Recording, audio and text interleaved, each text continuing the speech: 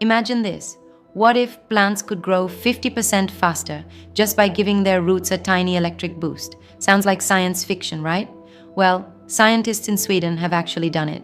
They've created something called e-soil, a special type of soil that conducts electricity.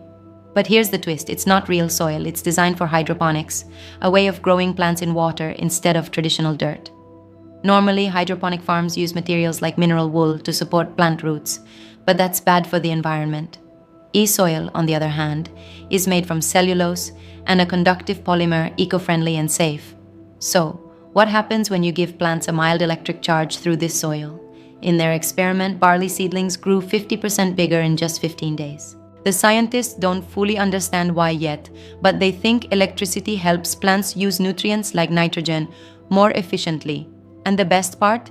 E-soil uses very little energy, unlike older experiments that needed dangerous high voltages. This could be huge for the future of farming. Faster crops mean more food, less water, and even the possibility of growing fresh produce in cities, deserts, or even space stations.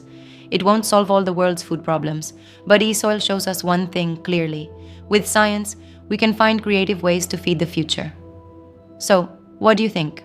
Would you eat food grown with electricity?